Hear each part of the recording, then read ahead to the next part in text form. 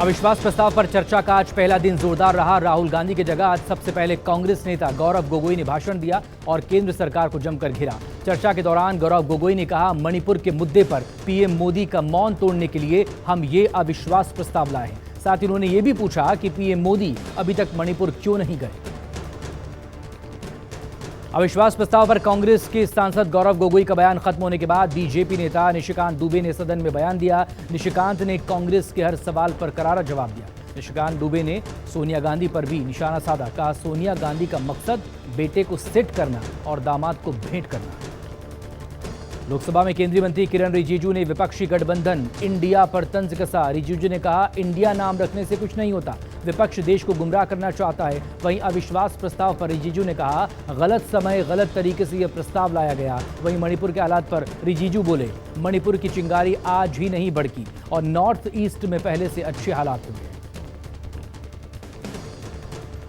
सपा सांसद डिंपल यादव ने अविश्वास प्रस्ताव पर चर्चा के दौरान केंद्र सरकार पर निशाना साधा। डिंपल यादव ने कहा, सदन में मणिपुर के साथ साथ यूपी के अपराध पर भी चर्चा होनी चाहिए। बीजेपी सरकार में यूपी में क्राइम का ग्राफ बढ़ा है, यूपी में महिलाओं पर अत्याचार बढ़ा और बीजेपी नफरत की राजनीति करती है। राहुल गांधी 12 से 13 अगस्त को अपने संसदीय क्षेत्र वायनाड के दौरे पर रहेंगे। कांग्रेस नेता केसी वेणुगोपाल ने ट्वीट कर इसकी जानकारी दी। संसद की सदस्यता बहाली के बाद राहुल गांधी का यह पहला वायनाड दौरा होगा। आप नेता राघव चड्ढा के खिलाफ विशेषाधिकार हनन का नोटिस जारी हुआ है। सुधांशु त्रिवेदी और नरहरि अमीन समेत 5 सांसदों ने गलत तरीके से सांसदों के नाम का इस्तेमाल करने का आरोप लगाया। राघव चड्ढा ने कहा कि विशेषाधिकार समिति जब नोटिस भेजेगी तब वो इस पर जवाब देगी। राघव चड्ढा पर गलत तरीके से 5 सांसदों के नाम का जिक्र कर दिल्ली ट्रांसफर पोस्टिंग बिल को सेलेक्ट कमेटी को भेजने का प्रस्ताव रखने का आरोप। केंद्रीय मंत्री अनुराग ठाकुर ने राघव चड्ढा पर कटाक्ष किया। कहा, कुछ राजनीतिक दल के नेताओं को झूठ बोलने की आदत है, शायद वे भूल गए कि संसद के अंदर ये नहीं चलता, सदन नियमों के अनुसार चलता है, हंगामे से नहीं। वो जितना चाहे देश को गुमराह करने की कोशिश कर सकते हैं, लेकिन लोकसभा और राज्यसभा दोनों में इनकी पोल खुल गई है। आप सांसद संजय सिंह ने कहा कि देश के गृह मंत्री अमित शाह राघव चड्ढा के पीछे पड़े। जैसे झूठे और बेबुनियाद मामले के जरिए राहुल गांधी की सदस्यता छीन ली गई, वैसे ही वो राघव चड्ढा की सदस्यता छीनना चाहते हैं। संजय सिंह ने यह भी कहा कि वो बहुत खतरनाक लोग हैं, कुछ भी कर सकते हैं, लेकिन हम आम आदमी के सिपाही हैं, हम उनसे डरते नहीं, हम उनसे लड़ते हैं और लड़ते रहेंगे।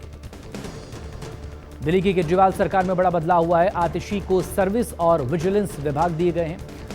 मुख्यमंत्री केजरीवाल ने उपराज्यपाल को फाइल भेजी। अहम बात यह भी कि सोमवार को ही राज्यसभा में दिल्ली सर्विस बिल पास हुआ है। अभी तक सौरभ भारद्वाज सर्विस और विजिलेंस विभाग संभाल रहे थे। यूपी विधानसभा में मुरादाबाद दंगे की रिपोर्ट पेश की गई। सीएम योगी आदित्यनाथ ने ये रिपोर्ट सदन में रखी। 13 अगस्त 1980 को हुए इस दंगे में 83 लोगों की मौत हुई थी और कई जख्मी हुए थे। दंगों के वक्त प्रदेश में कांग्रेस की सरकार थी और वीपी सिंह तत्कालीन मुख्यमंत्री थे। हरियाणा कांग्रेस के डेलीगेशन ने आज नूंह के हिंसाग्रस्त इलाकों का दौरा किया। हरियाणा कांग्रेस अध्यक्ष चौधरी उदय भान और पूर्व मुख्यमंत्री भूपेंद्र सिंह हुड्डा की अगुवाई में पार्टी के कई नेताओं ने हिंसा प्रभावित पीड़ितों और स्थानीय लोगों से मुलाकात की है।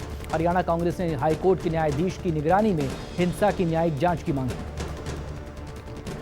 मशहूर आर्ट डायरेक्टर नितिन देसाई की खुदकुशी मामले में रायगढ़ पुलिस ने जांच तेज की। नितिन देसाई सुसाइड केस में फाइनेंसर समेत 5 लोगों का आरोपी बनाया। रायगढ़ पुलिस ने फाइनेंस कंपनी एडलवाइस के सीईओ राजकुमार बंसल को पूछताछ के लिए बुलाया। एफआईआर दर्ज होने के बाद एडलवाइस फाइनेंस कंपनी ने हाईकोर्ट का दरवाजा खटखटाया। कंपनी ने कहा कि नितिन देसाई पर लोन वापस करने का कोई दबाव नहीं बनाया गया, लिहाजा एफआईआर रद्द की जाए। मुंबई के कल्याण में रेलवे स्टेशन के वेटिंग रूम में 4 साल के बच्चे का अपहरण करने वाले को पुलिस ने गिरफ्तार किया। पुलिस ने बच्चे को भी सही सलामत बरामद किया। पुलिस जांच में पता चला आरोपी की 4 बेटियां हैं और बेटा न होने की वजह से वो परेशान था और इसी परेशानी की वजह से उसने लड़के का अपहरण किया। यूपी के कानपुर में एक छात्रा ने प्रेमी के साथ मिलकर अपने अपहरण की साजिश रच डाली। छात्रा कोचिंग के लिए घर से निकली थी और उसके बाद घर नहीं लौटी। छात्रा के पिता के मोबाइल पर वीडियो मैसेज आया जिसमें छात्रा के अपहरण की बात कही गई। 10 लाख रुपए की फिरौती भी मांगी गई। पुलिस ने जांच शुरू की तो अपहरण की इस पूरी साजिश का खुलासा हुआ। दिल्ली में बाढ़ और बारिश के बाद तेजी से डेंगू के मरीजों की संख्या बढ़ रही है। अगस्त महीने के पहले हफ्ते में 100 से ज्यादा डेंगू के मरीज सामने आए। एक दिन में 13 मरीजों में डेंगू की पुष्टि हुई। डेंगू के बढ़ते मामलों को देखते हुए दिल्ली एमसीडी एक्शन लगातार फॉगिंग की जा रही है। कटिहार में भारी बारिश को लेकर अलर्ट। मौसम विभाग के मुताबिक 10 जिलों में भारी बारिश के आसार हैं। सहरसा, सुपौल, मधेपुरा, दरभंगा, वैशाली में भारी बारिश का अलर्ट।